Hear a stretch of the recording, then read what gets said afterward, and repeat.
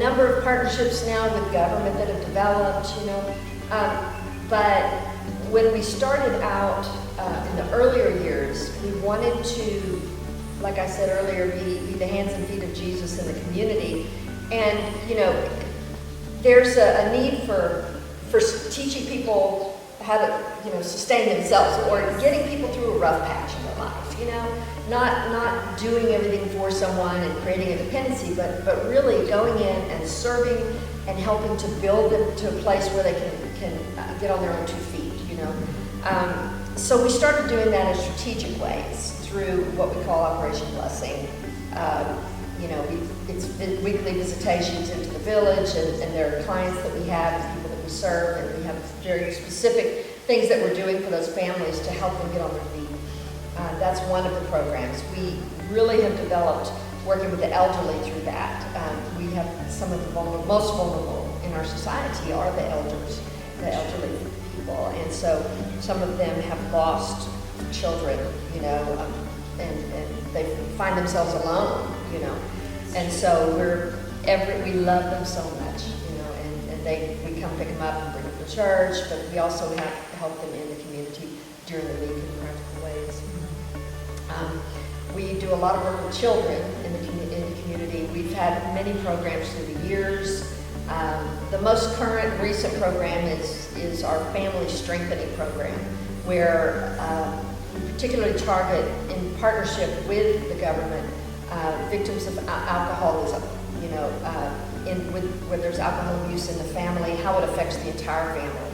And so we come in through workshops, through weekly visitations, through children's tutoring, programs after school. And probably counseling as well. A lot of counseling, that's right, yeah. We have counselors that are on staff, social workers, so they go in and we have a cycle that we do that as well. It's also a program, we have a beginning and an end, and we do that. There's also a program, we have a whole department of social workers, because I tell you, social workers are just the most awesome people on this earth. I just, revere them, really, anybody who calls themselves a social worker. But we have quite a number on staff. And so the social workers serve a number of programs. One is Babalehe Moho, which is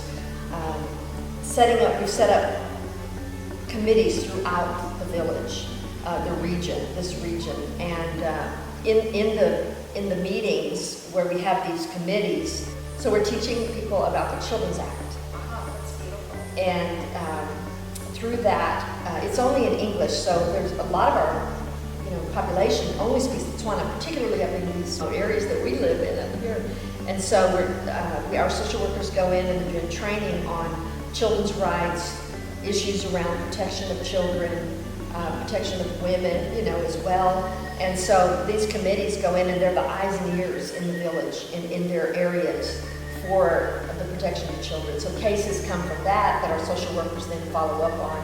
We've had over 600 cases, 400 have been brought to, so those things are all part of the gospel, they're part of this mission and the mission work. Yeah. So through that, we also have a passion in the heart for disabilities, particularly the deaf, I would say. You speak. I'm fluent in sign language, yes. My teacher has been someone who started out as a child, and she, a young lady who's the inspiration for all we do with our deaf work. We help empower deaf adults with getting jobs, taking them from where they are to get to working, getting their workforce, and then try to support them and be a bridge to the employer and employee. We also do sign language workshops.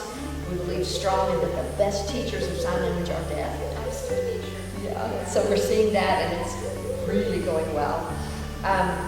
Another program that is my passion in my heart is LORATO House. LORATO means love, and it's the House of Love.